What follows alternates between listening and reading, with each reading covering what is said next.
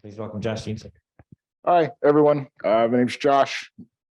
We're kind of a tiny group here, so please interrupt if you have any questions. Happy to address them at any point in this conversation.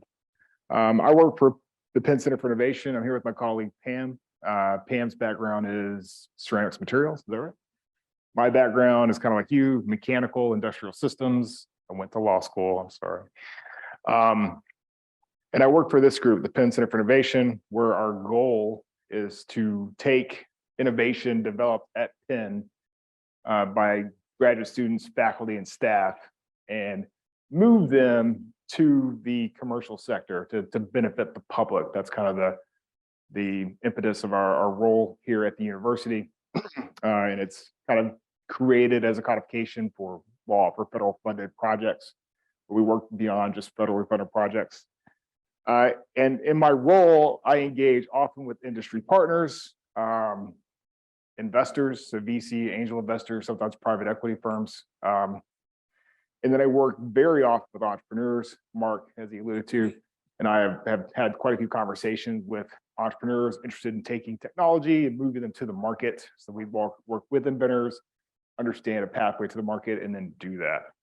So that's my role. And in reality, Pam and I's jobs touch on each of these aspects. So alliances, corporate strategy, we read, we negotiate, we draft agreements, we manage intellectual property for the university. So we do a lot of different things, but we both come from technical backgrounds. We do appreciate the science, the engineering you all are working on. Just to give you a high level overview of what we've done, and these are old numbers, they're compelling numbers. Last year's numbers are even better. That's probably an outlier. So for just so you're aware, we had in excess of 300 inventions from faculty and staff that were disclosed to PCI. We participated, negotiated, executed more than 700 agreements to external parties. That does not include NDAs or CDAs. These are actually research agreements. We have supported 70 plus companies. Some of these are very high profile companies. Others are very small, but kind of growing. Things you may be aware of. So Mark was engaged with Varieties. Varieties became Septex. Septex is still going. They are a steerable needle company, but it's more like a steerable sheath at this point, as I understand it. Other companies that have we've touched would be Ghost, would be Exxon, would be Vivadyne, would be Infini, things like that are coming out of engineering that you're aware of. Others that life science team have touched on, like Capstan, Charisma, some larger profile cell and gene therapy opportunities. So we do a lot. We're very engaged in this space. In reality, we're a leader in this space globally. So if you want to learn more about it, please engage with us. We're happy to teach you and kind of show you what's going on. And you can consider this as like a path forward or an aspect of your career going forward. So today I want to talk to you about intellectual property at a high level. My goal here is not to teach you intellectual property. It's to let you understand when you might have intellectual property. So when you have it or you think you have it, you come talk to us and we help you understand what it is, how we should protect it, if we should protect it, and then what happens after that. The other piece of this is a lot of you may go into industry. Well, you're going to have a job one day, I assume. You're going to have an employer one day. You may go into industry for the summer, something like that. I'm going to give you just a quick level overview of what you should consider and what you should be aware of as you take on those relationships with an employer. I'm not your attorney, but just give me some bits of wisdom to think about. So my name is Josh. I'm the Senior Associate Director for Licensing. I work with engineering, arts and sciences, the Wharton School and the Weissman School of Design. Pam is the director of our group. We have an executive director who's doing a lot of the high level organizational stuff. Terry, and then Tracy, who is kind of my colleague, does a lot of the bioengineering, some of the chemistry stuff that my background is not super relevant to, although I do a lot of bioengineering stuff. Any questions so far?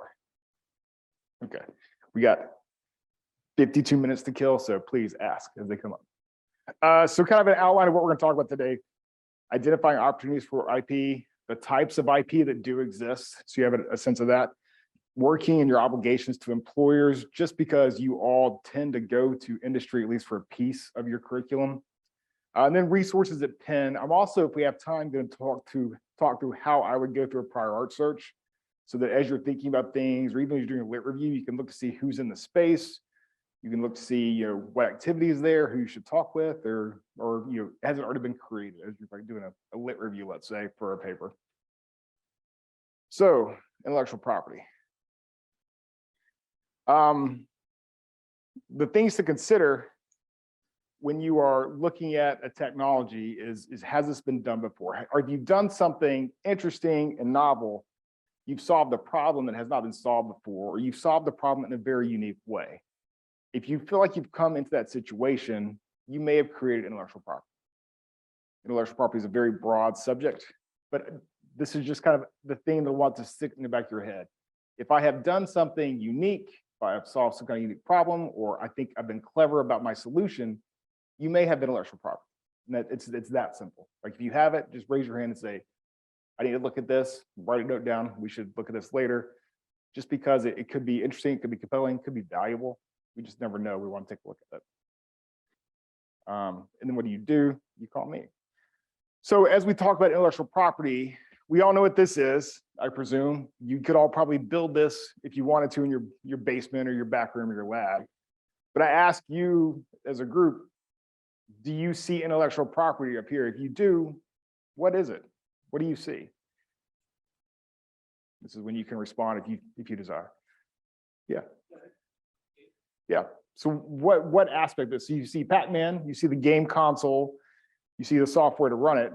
What kinds of intellectual property do you see here, though? Like specifically the creation of the game. Sure. Yeah. Not so much the actual. Well, so back in 1970, blah, blah, blah, the big standing console may not have existed, right? So at that point, possibly, yeah.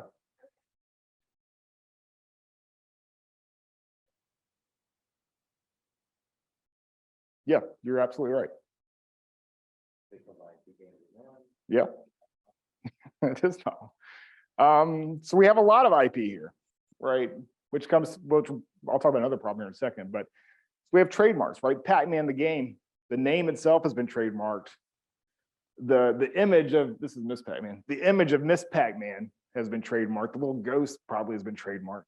The copyrights, you're looking at how that's all designed, drafted. You're also looking at the software, like the actual implementation of the software and how it's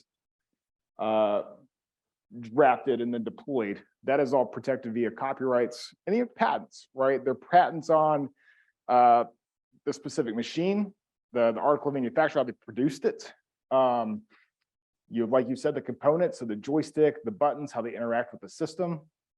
And so that I'm not crazy, like here are these, and you can have access to these if you want.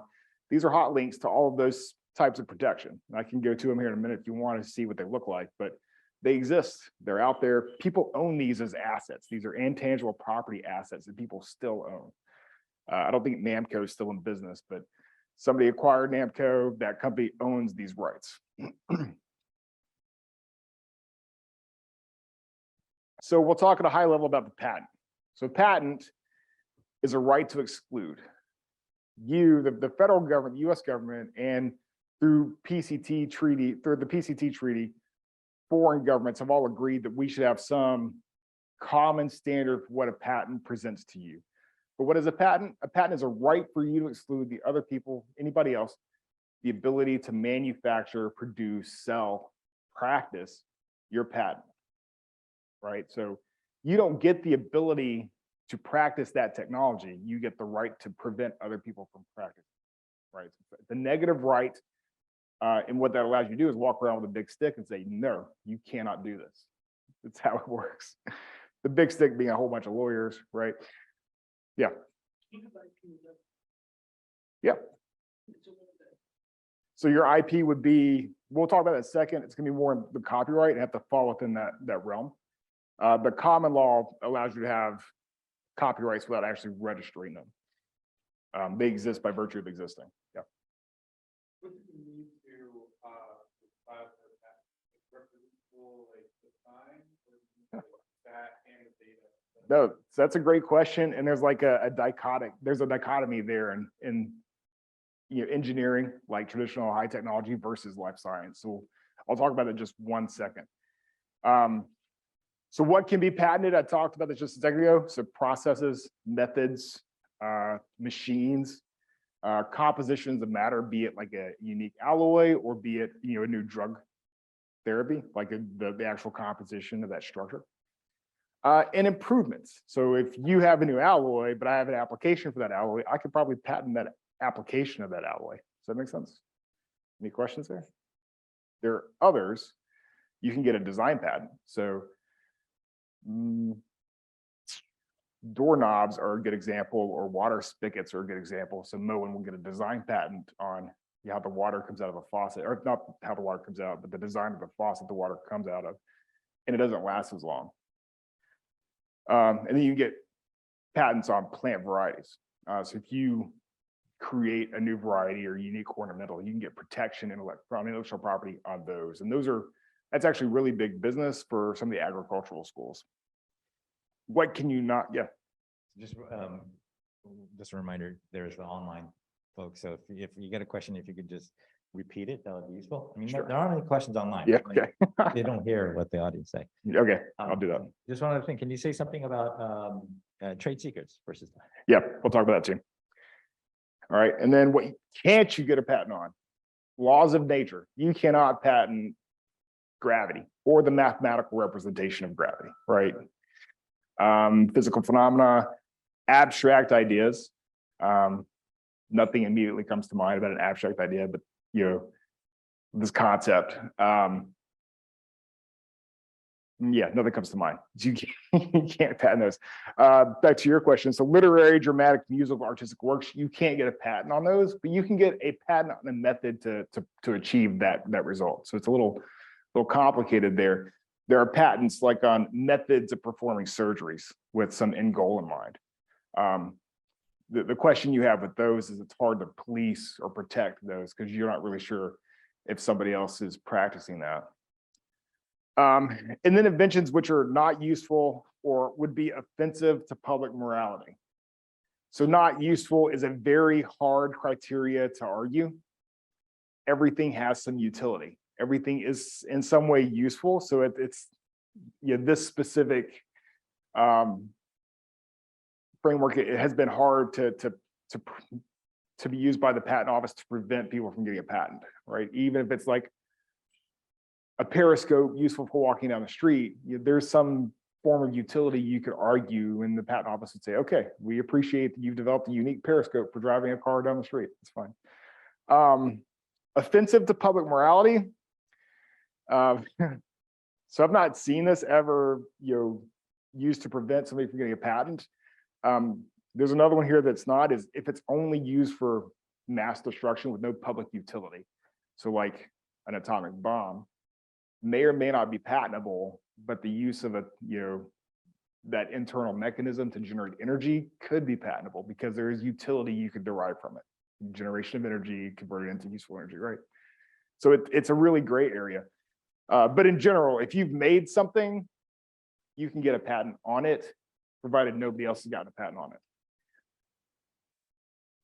Yes, go ahead.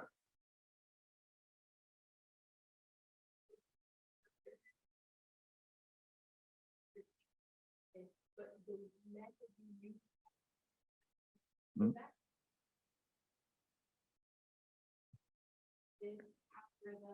And my but if someone else uses the idea and does a different implementation, how is that protecting someone's right to sell and distribute that if the implementation are different?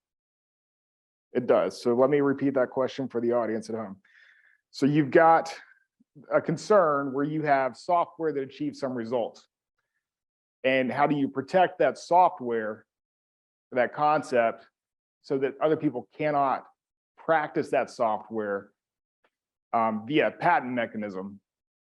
Is that protected via a patent mechanism, or are you, and we're talking about copyrights in a minute, or are you kind of stuck in the domain of copyrights where your specific implementation of that software is what's protected, not necessarily the end result? You can protect the concept. We have a mechanism for achieving this end goal. Here is one mechanism for achieving that result that we can demonstrate, right? You can get a patent on that. it's hard to defend, right? Because you're not sure if anybody else is practicing that, you'd have to have evidence that people are practicing. So it's a little difficult to defend. But yeah, in that situation where you're the first to achieve this result, and in this instance, you use this method to achieve it, you can get a product by method or process by method patent that does that. Copyright, though, if you were going to take your copyright, publish it, put it under some kind of copyright license, be it a copyleft license or something a bit more restrictive, you're only protecting that specific embodiment, the way you've done it in that copyright. Other people could recreate it using a different methodology or different formulation, and they would have their own copyright in that process. Does that answer your question? At least at a high level, like, okay, there's some differentiation. Okay, so going back to patents, patents exist as a matter of the Constitution. They have been around in this country since the country was founded. Thomas Jefferson, I came from UVA before I was here. Thomas Jefferson was the first patent examiner at the patent office. He thought this was a compelling way to spur the economy. We have somebody who's going to create something, we should give them the right to protect it so that they can build a business. The business grows the economy. Who here has had engineering economics? Take engineering economics. It's the most valuable class you'll ever take in your life. The plug, my wife's teaching it. So when can you have a patent and when do you lose the ability to have a patent? So you have the ability to have a patent when you have that idea, especially if you go look and say, hey, this is novel, nobody else is practicing. When you start talking about the idea is when you start losing the ability to have a patent. You have to file a patent in the US within 1 year of your first public disclosure. Globally, if you're interested in a patent, you have to file a patent before you ever publicly disclose. What does publicly disclose mean? It doesn't mean talking with your colleagues in a working environment. It means presenting it to the world at a conference, publishing, telling everybody what you're doing. You need to have made a conscious effort to say, I'm going to protect this at least within a year of that publication in the US or before that to preserve international rights. Does that make sense? Yeah, go ahead. Sure.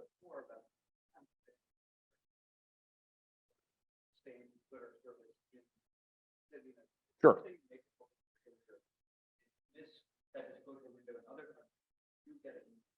Yes. And let's say it's a software product, a software as a service product, something that you service effect. If someone posts it in a country where your patent protections don't apply, and uses that or sells that in your country, is that a violation of your patent protection? Is that even worth going after? What's the Yes, this is a great question. So to repeat for the audience at home, if you have acquired patent protection in the US, it's a service that can be hosted via the cloud. So globally, in the ether, whatever. The hosting organization is Norway, India, wherever you want it to be. And they're selling a service back in the US. Can you prevent them from selling that service in the US? Yes. Now, it would be difficult to police, especially with the use of like a VPN, and possibly difficult to enforce. But yes, you could prevent them from selling that domestically in the US where you have that protection, and presumably in other jurisdictions where you're afforded that protection. You're going to have to deal with other aspects of the law and how to enforce that internationally. All right, does that answer that question? Okay, great. So yeah, that's where I was. Okay, so what can be patentable? You can't. It has to be novel. You have not disclosed it. New, useful, obvious, non-obvious, right? So it's not just like the reformulation of another approach where you've added known things together that anybody in the art would have done anyway. So that is a test that the patent office has. It's colloquially called the PASEA, the person of ordinary skill in the art. You would have to take a step and demonstrate to any examiner that what you did was unique. The argument for this is always, well, nobody else has done it before, therefore it must be unique. So it's a weird kind of circular logic, I think. And it must be useful, have some utility. We've talked a little bit about this on a previous slide, but these are really the three things you need to think about as you look at your idea, your invention, your software, the device you've created, your widget. Is it novel? Has anybody done this before? Is it non-obvious? Like, is it a unique approach to solving this problem? Is it useful? Is it providing some level of utility to any users? Now, if you've done that, then the next steps for getting the patent are, can you teach me how to practice your invention? It doesn't matter if you built it. You don't have to have built it. You don't have to have data, especially in the engineering side. You just have to be able to describe to me in sufficient detail how to do it on paper. That is the requirement. Everybody get that? So that's where it's unique internationally, especially with life science technologies. They may need to say, especially in Europe, you need to say, that's great, you have this unique composition of matter. On paper, you know how it would impact this drug target or this cancerous tissue. Prove it. Show us you have data to demonstrate that it actually does that. So that's really a key distinguishing feature between the life science and the technology sectors as far as patents. And it's really driven out of some European jurisdictions on they want some additional threshold so that what you say you can do does actually happen. You have any questions there? Yep. Good. Just to clarify, you need out the data, like you need to have already done the initial. Initially, I think you said that you don't have to buy it. Yep. So yeah, so from a legal perspective, you just need to be able to describe it in sufficient detail so that I can practice it. But you need data. What we would want to see on the commercialization side is, hey, I have this idea and I can do it. Right. So that's the practical matter of it. We need to know that you've done it so that we can at least talk to people about the results you have, how it works, what you achieve. But from the legal perspective, they just want to know that you can describe how to achieve that result. So if you come to me and say, hey, I have this idea on a napkin, I'll say, let's build that. And then let's have this conversation again. You tell me if it worked or not. Does that make sense? Pam, would you agree? No, I would definitely agree. Yeah.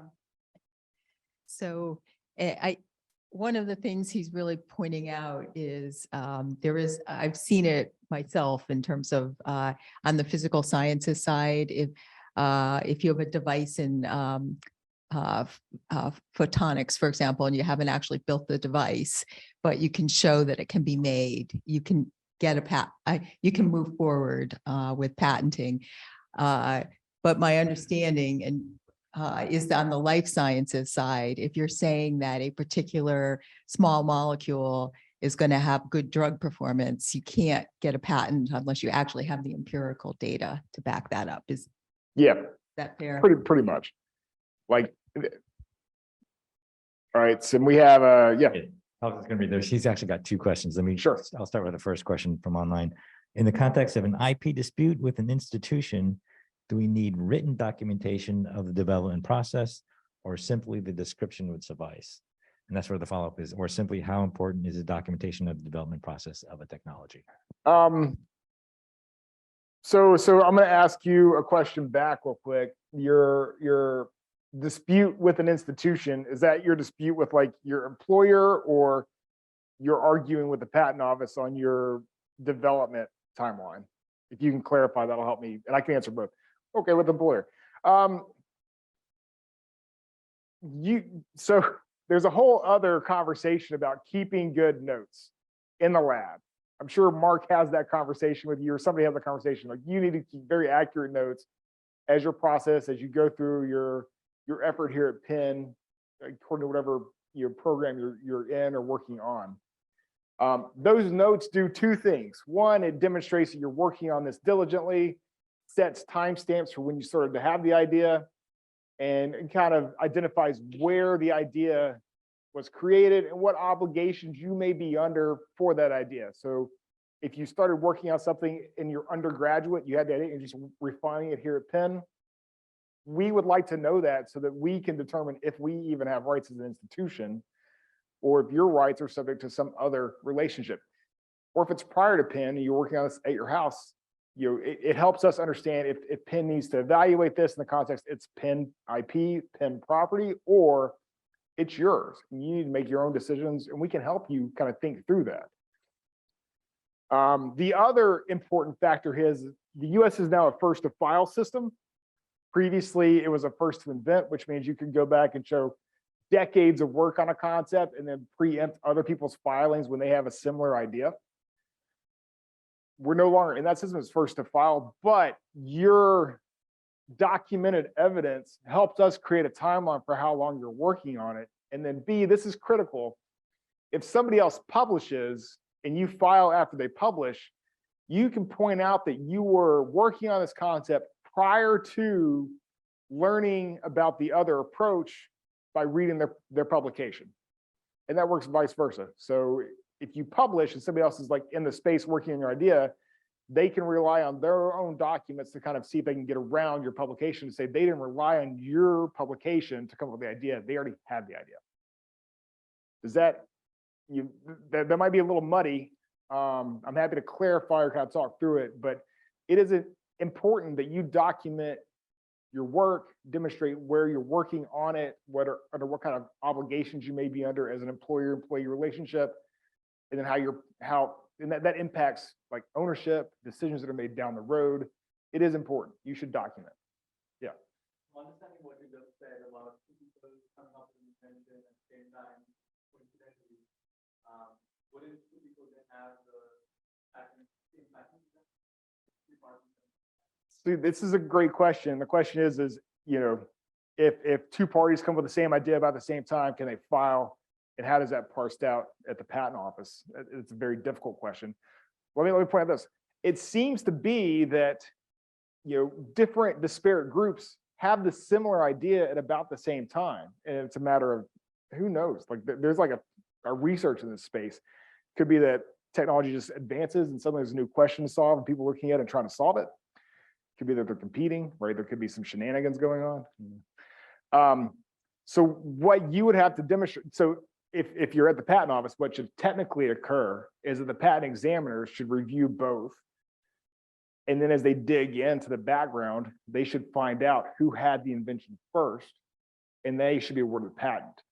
That doesn't always happen. There are instances where different patent examiners prosecute and grant very similar patents in the same space. And then it becomes a litigious matter to understand who should have the rights in the patent. Technically, under the law, the first person to have invented it, that can document that and show that, should receive it, unless they read the other person's, were somehow given access to the other person's information that gave them the idea to achieve that result. So that's a bit circular. But you have to show that you didn't rely on their ideas to get your idea. So at any given point, the fact that you have a patent, it's not really a guarantee that it's a protected idea. Somebody might come back and argue that there's that patent. Yeah. Isn't it first to file? You're talking about first to invent. It's first to file, but there's that grace period. And you've also got to show that you didn't rely on that person. So there's that small caveat there where it's still kind of first to invent. For 1 year, yeah. Which is also like compelling. There's like this race to the patent office. So if you have an idea, do the work. And that's kind of the impetus, I think, for all this first to file stuff. Get the work done. Don't just sit on your idea for years and years and think about it. You get it out there. Do you agree, Pam? That a yes or no? Like it's complicated, but. No, absolutely. With first to file. With first to file, you do want to file as early as you can, which it makes our job actually a little bit more complicated, but we're okay with that. Yeah. We fight the internal battle to get support for these things. Just We try to do a good job. Here's just a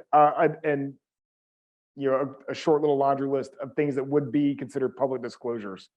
So as you're out there presenting, posting things on your website, you're posting videos on YouTube, those could all be considered public disclosures. They would be considered public disclosures. Abstracts. So if you're putting out an abstract that's going to prepend, a month before a conference, if there is essential information to an invention, I would recommend not putting it there. You may need to put it there. That's fine. If you're coming to us, tell us that I'm putting this in the abstract. It's going to publish. I'm going to give this presentation. That way, we at least know when the potential public disclosure is, because we want to work with you and capture the idea, so that in a year's time, we have the ability to say, yeah, this needs to be an international filing, or maybe this is just domestic, or who knows what has happened that year. Maybe we don't move forward for whatever reason.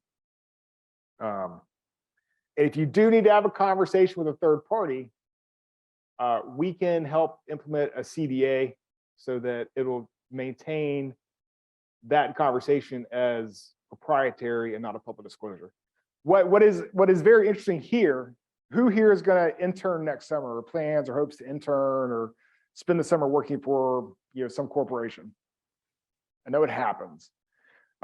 We've had students from the GRASP Lab who want to go work in these groups, and they will present all their research data as part of their lecture with a potential partner that's going to hire them for the summer. That's a public disclosure. There's no confidentiality between the groups.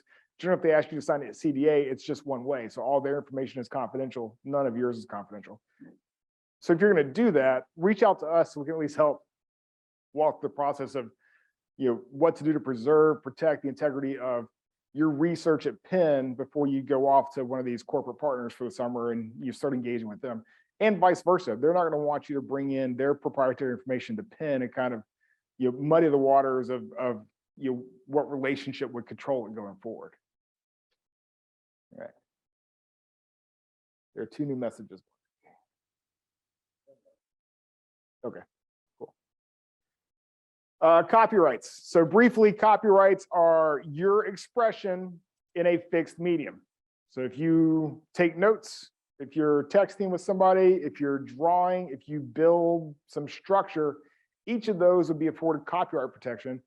Under the common law, that copyright protections exist as of the moment you save it or finish, the structure, it exists.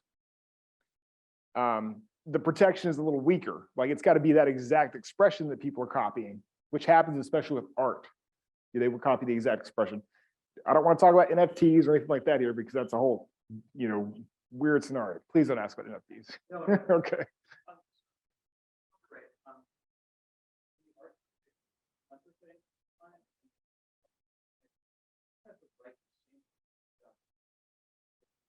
Mhm.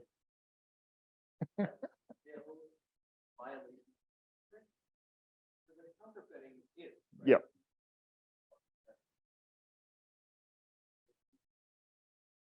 So the question is kind of to differentiate when copyright violations occur. Clearly, counterfeiting like art would be a copyright violation. A very close proximity of software would be a gray area. It depends on how much of the software is appropriated versus how much is new.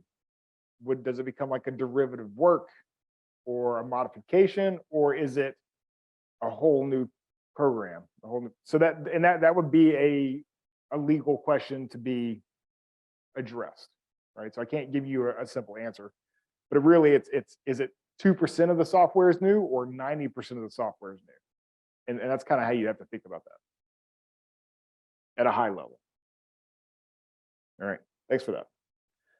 Again, so this is, protection is much longer here. So it's your life plus, so another, I think it's 20 plus years at this point, could be longer. It's been a while since I looked at the term. But because it's longer, it's the teeth are a bit less sharp, and it's got to be very close, very similar to what your work is to be considered a violation.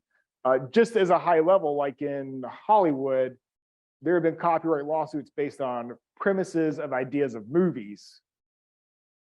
and they have gone to court and they've been litigated and they've been settled, so that just presenting an idea, like a 10-minute pitch of what a movie would be, was enough to say this is copyright violation.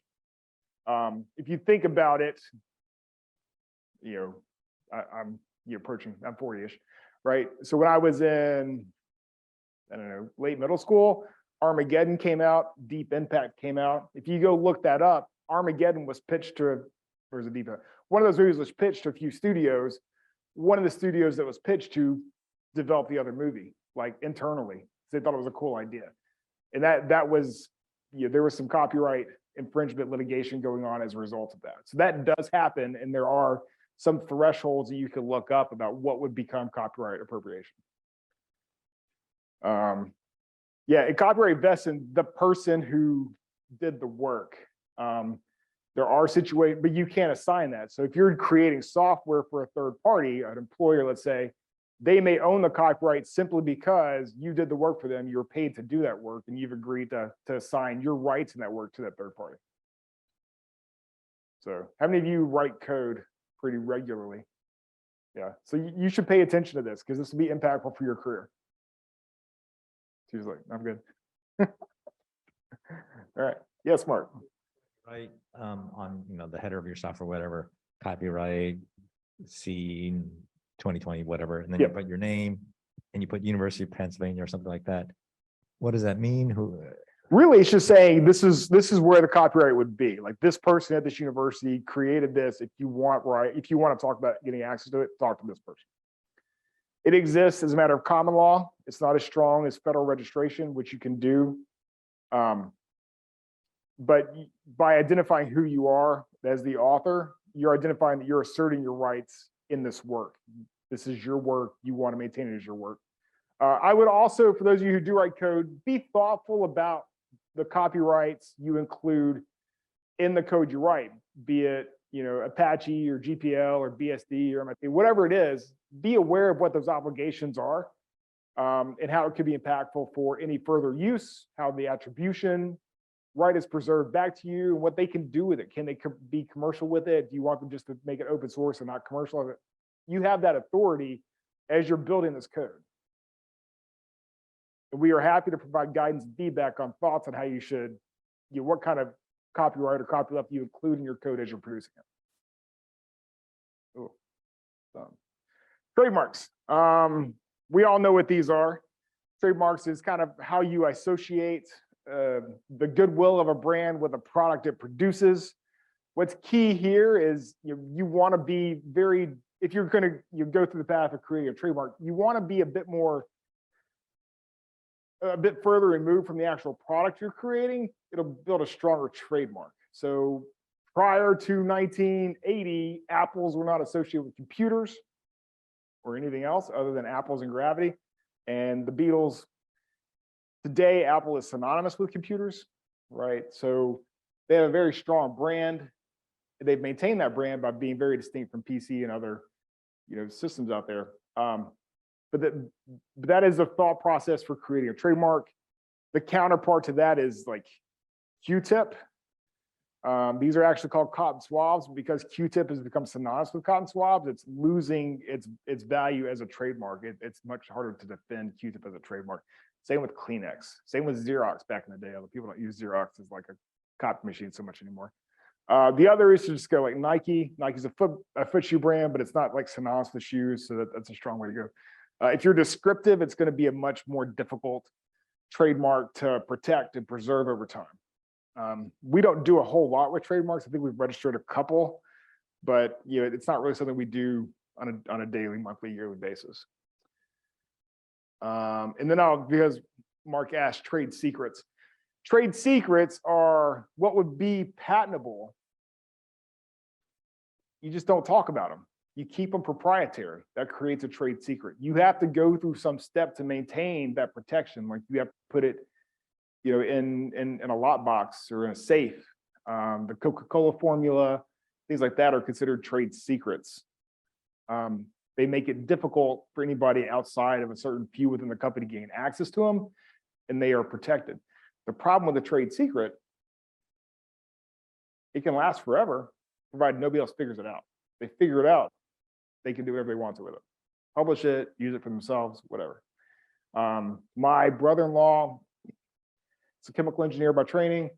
He creates these massive PVC production facilities down in Baton Rouge. I mean, they're massive. And there's a story on Refinery Road down there that I think somebody was putting in a refinery and a competing group flew over it, took pictures of the refinery to understand their layout because they were achieving better efficiencies than anybody else as a way to replicate that in their next design. That was considered a trademark, a trade secret violation. They put up fences, they try to be secret about how they approach the concept. It's much more difficult in the modern world when you have satellites flying over daily and you just buy those pictures and look what's going on, right? So it's always kind of evolving, but that is a unique story relevant to engineering that you always find pretty interesting. If a trade secret code is somehow stolen, in quotes, is there any means to get legal protections? Yeah, if you can demonstrate that your code was stolen, you have to demonstrate that you had taken measures to protect it and then show how it was appropriated improperly. You can protect that. That has been litigated quite a few times. The law is pretty strong on that point. If you can show that it was stolen and you took measures to protect it, you can prevent the other party from using it. You can get it back. You can also claim damages. Reveal the code to the general public No. or only the parties in the legal system? It would not. Yeah, it's usually done behind closed doors and the judge makes a determination.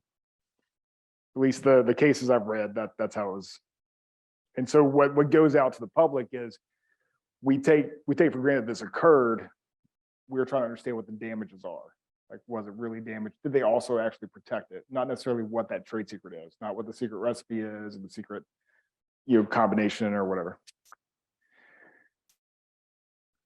Yeah. So, yeah. No, go for it. But the problem is that using some trade secret components Sure. that is like a black box. Am I still able to demonstrate that, or you can replicate this if only you have this component, but you don't have it? You use the person that are filing the patent. Yeah, so that's a great question. The question is if an essential piece of my patent that I'm trying to file is a trade secret, can I treat the trade secret as a black box in a patent filing and still get a patent?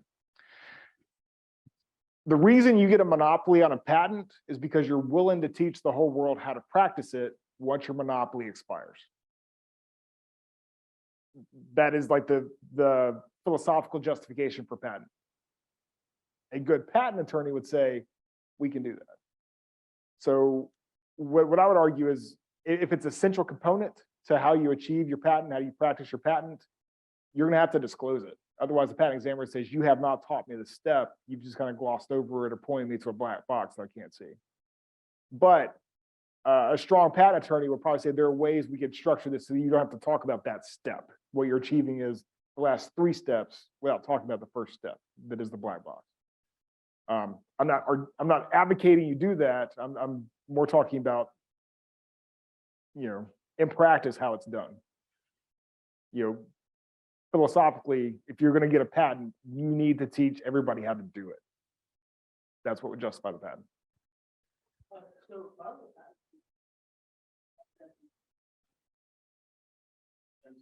So if you're a startup like the name that came out of Grass Lab, you don't really have time, money, resources to do this. So why would these startups want to file that?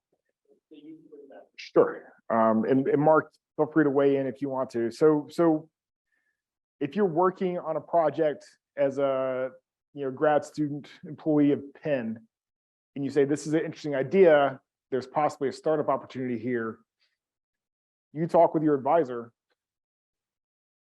and you contact PCI and say, we think this is compelling. We see opportunity here. We think we should file a patent. If it's within Penn's scope, like we file a patent. We promote the startup opportunity, help build that company. That is one aspect of how we commercialize technology.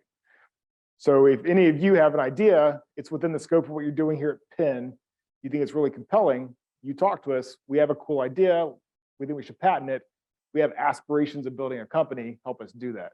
And that's what we do. Yep. Now, basically, I'm sure if you came up with that,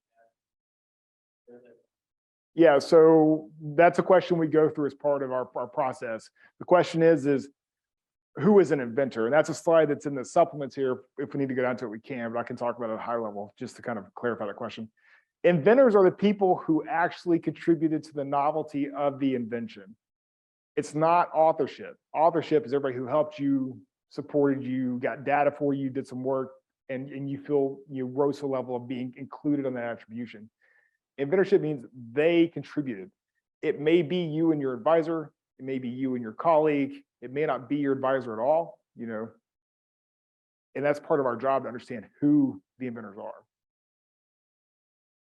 Right? Yeah. Also, if you put your advisor name on it and he isn't an inventor, the patent can be invalidated. Yep. So you have to be very careful about that.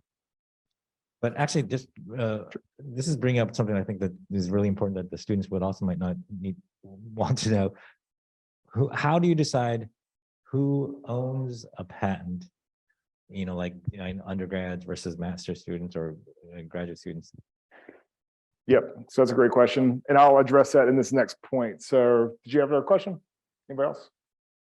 Okay, sure. So, as you work for an entity, you should read your obligations to that entity. Part of your work obligations are if you invent something, then it is the property, you agree to assign your rights to your employer. And it's a little unique with grad students. If you're funded to work on a project, you become an employee of Penn. If the project was within the scope of your employment at Penn, there we go, or you have unreasonable access that you're far beyond what any other student would have access to. Like if you have these use of Penn resources and it's within your scope of your employment, it falls under the Penn patent policy. And we would want to be engaged on how to manage that IP going forward. If it's outside, like if you all are, mechatronic robotics engineers, and you're over here developing compositions for cancer treatment, that would very easily be argued as outside of your scope of employment at Penn. Penn would say, we don't have any rights. There is a caveat where if you want to work with Penn, we can work with you on that. They require assigning rights to Penn. Does that make sense? Does that address your question? All right, so going back to, here's actually like straight out of the policy for you all. And this will be in the recording if you want to take a look at it, but it's pretty straightforward. What about when you go to industry? I don't know. You need to read your employment contract to understand what those relationships are. My brother-in-law, who does the large plant design for Shintech, anything he does, he's agreed to give to them, right? As part of his employment contract, regardless of the space. That's just what they wanted. He said, okay, that's fine. Your employment here at Penn, it's only within the space. Mark's employment with Penn, it's within the space that he is hired at Penn. Because he's an expert in the field, Penn expects anything within his field to be something he would assign to Penn, and we would work with him on that. And it can be lucrative. Has it been lucrative sometimes? Usually, whatever. It's more of a hassle. So just keep that in mind as you go out to industry, as you work for people, be it a consultancy or not, especially for you software folks. If you're making software, chances are they want to treat you as a work for hire. They own the code. Just be aware of that. Does that address that question? Cool. Yeah. So as academics, they're often involved with collaborations that might not be restricted to one entity. Yep. So they're not necessarily working within the organization like a person at a company might. They might be involved in collaboration, maybe within the US, maybe across. How does all of that interact with the package of the field? Yeah, so great question. To reiterate it, what if you're working in an academic collaboration that spans multiple institutions, multiple corporations, multiple time zones, multiple countries? If you're working in that kind of collaboration, I almost guarantee you that there is an agreement that manages all intellectual property associated with that collaboration. If there's not, then it's kind of burdened upon Pam and I and other people in our group to go and work that out in the background, so you don't have to think about it. I'm speaking as faculty. I don't have. Oh, I'm sorry. Josh, I don't know you. Agreements with my collaborators. Sure. At least I don't have any personal agreements for the institutional agreements. So what does actually, should I actually be thinking about these things if I eventually want to patent it? Yeah, so if it's academic, especially if you're funded, then you would want to come in and say, hey, I'm collaborating with this person at MIT, Stanford, or Georgia Tech. We have this invention. You both disclose it to your institutions, and then we work in the background to understand ownership management moving it forward. If it's with a third party who's like sponsoring research in your lab, then most likely that the sponsorship agreement contains provisions on how to treat that intellectual property. If you're working in collaboration with an industry partner, that's where it gets a little sticky, especially if there isn't a sponsored research agreement, just kind of collaboration and it's ad hoc, there's no agreement managing it. Then it gets a little sticky. We try to work with them. I would recommend that if you're going to collaborate that way, especially if you're sharing data or information that may be proprietary, work with our office so that we can get a collaboration agreement in place to kind of preemptively negotiate those aspects. And happy to follow up with you and talk about that at any time. Yep. So if you develop something as a grad student and then you file for a patent, that patent is ownership of UPenn. And then from there, you want to form a startup like based off that patent you made during your PhD here. Like if you get funding or money or something from producing this patent that is owned by the university, like what kind of how much of that would have to then go back to the university if you came up with it using their resources and all of that? So let me unpack that. Let me reiterate it. So the scenario is you're a grad student, you have an invention, we protect the invention, it's within the scope of your employment at Penn, so it falls under Penn patent policy. And then a company is built, the company then commercializes that patent, generates income. Are you in the company or are you outside of the company? I can address both, so. Yeah. I'll just approach both. So yeah, if you work with us to build a company, you would probably be in the cap table as a founder or some kind of scientific advisor or officer of the company. So you would move into that company and then you would say, we need these rights from Penn to practice this technology. We would negotiate a license. The license would be would structure consideration and diligence for moving the technology forward. The consideration is intended to share back with the inventors in the department and the school that supported the innovation originally. So like if you made $1 million, we had a license that Penn would get 5 or 7% of that. So 70,000 would come back. And then the cascade would be shared amongst all the inventors and then their associated personnel, schools, affiliations. The other piece of that is you're in the company and if we help build the company specifically, we would seek equity in the company. So we've been equity participant too, as are the founders and anybody else they've engaged with.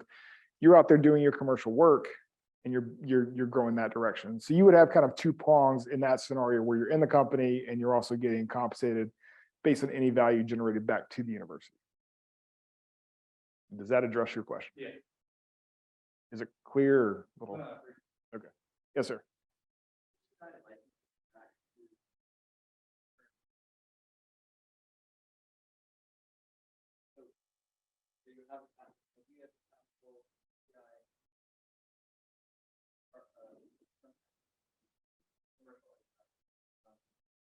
License granted necessarily exclusive to PPI license might be other or there may be competitors or is there like a guarantee that license then yeah. Sure. So the question is does Penn have the ability to license exclusively or not exclusively and whatever its preferences? So if you're working with me or Pam and you're going to build a company, we're going to help you build a company. We want to understand the field you're going to be in. So if you have this concept that is very useful for energy broadly, but you want to be in a specific sector, like on-demand energy remotely, chances are we'd say, let's give you exclusive to that specific field because that's where you want to be.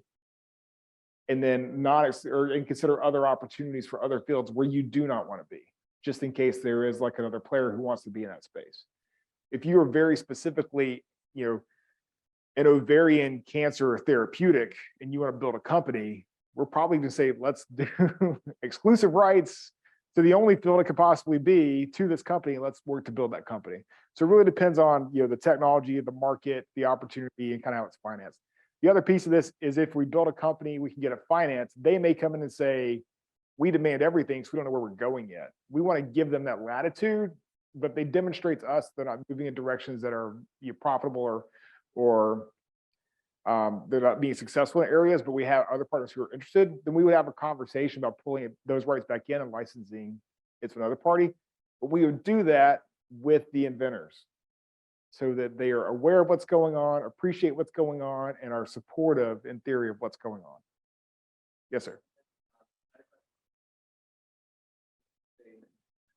Invention, and you don't want to commercialize it yourself. You want to have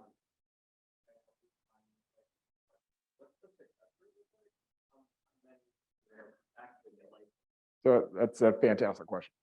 So the question is, what is the success rate for licensing? It's low. It's relatively low. So there's numbers that are like, less than 10% get translated, less than 10% of that are financially successful.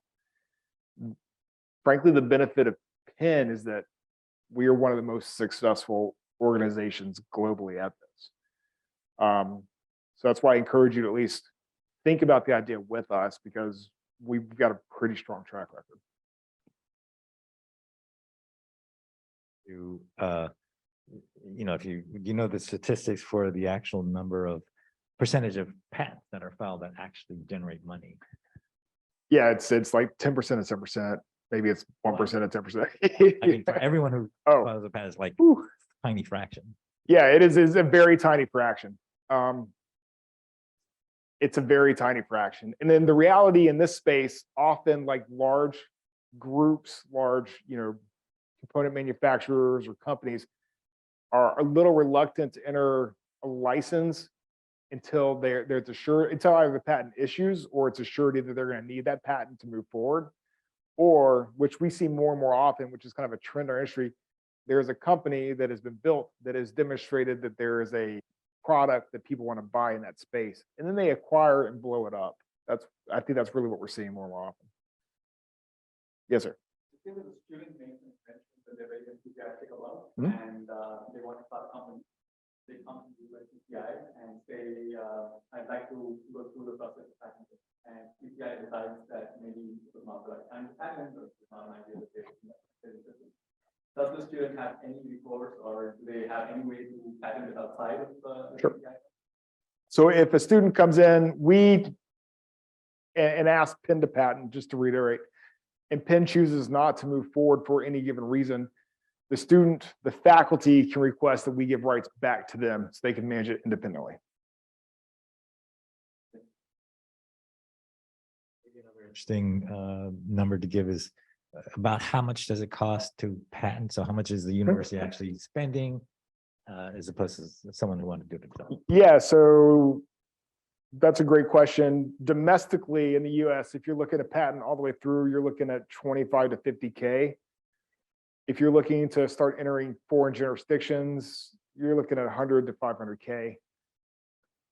And you say that's a lot of money. You're only really protecting these if they're generating income or have the high opportunity to generate income. And so the 50K may be a drop in the bucket to the amount of income you hope that they would be generating or are already generating. This is an asset, right? You want a high return on capital investment for your asset. It's not a publication. All right, so briefly, here is our ecosystem, because I think we're coming up on, we are past time. Here's our ecosystem. We do have a lot of infrastructure built to support these types of conversations, licensing, corporate build out, corporate relationship development. Come to us. We have these resources. We're here to help with these aspects. And if you don't know, we have a commercialization speaker series. Manny Stockman, who was with Osage Venture Partners, one of our corporate venture partners, spoke Wednesday. Stephen Weiner and Terry Bray are speaking October 27th, and then AJ from Osage is coming back to give a different presentation December 1st. Go to these, they provide lunch. Worst case scenario, you get some food. Best case scenario, you learn something and get some food. This is our team. So the last thing, I don't know if you have any time, the last thing that I think is interesting that you should be mildly aware of is, make sure my screen again. Thoughts on doing a prior art search. And I'm just going to show this very briefly. Go to patents.google.com. Type in whatever you're doing, and click search. You'll get a list of 119,000 for this specific case. And then use this right here to kind of narrow down your list very quickly. So in this instance, I want a haptic sensor as a joint word, and I want a robotic arm. So I'm suddenly down to 54. And then what I do when I open up one of these patents, I say this classification is the exact classification. Hold on. This classification over right here is the exact classification of what I'm looking for. Any technology in the world that is in this specific space should be classified this way by the patent group, right? The patent office, whatever the agency is. I click on that to see what really is in that space. Not 119,000 patents, but 3. This very quickly narrows down your prior art searching so that you're quickly able to say, this is what I need to know. Am I different? Am I better? Am I the same? Google. All right, any other questions? Yes, sir.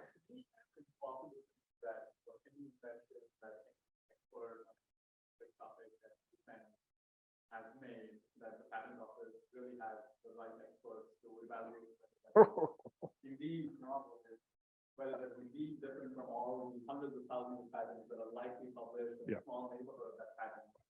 So what is really, in your experience, the likelihood that a patent is actually protected? So that's a great question. To reiterate, what is the likelihood that a patent is protectable in the context of any faculty member at Penn, would be fully aware of what's going on in their field and be able to say this is unique or not obvious? And then how would you have an examiner be as adept or into all that? So are you friendly with Dayu Lee or Kate Stevie? Okay. I often am in conversations with examiners, and one of those two where they are teaching the examiners about the field. And that's part of the job with a patent prosecution. And we have some fantastic attorneys who are good at this too. You have to educate these examiners on the field. You're on the frontier of knowledge here. You're beyond where most people are thinking because you're at that edge. It often means you have to teach the examiners who may be a BS for who knows where, may have a master's, they have a PhD, but are so far removed from the science that they're just looking at things they're seeing from industry or who knows where. So a lot of that prosecution is actually a conversation with the examiner of this is why this is unique and why it's different. And I appreciate that there are other pieces out there that maybe in combination achieve a similar result, but that is clearly not obvious because frankly, nobody's done it before but me, right? We have to have that conversation very often. And that's just a part of it. Remember, the whole point of patent is to teach somebody. So this is really the big teaching aspect of it. Does that answer your question? Yeah. Okay. How was this? Was this okay? Did I do okay? I've not done one of these in like 3 years. Positive, negative? All right, thumbs up. Appreciate it.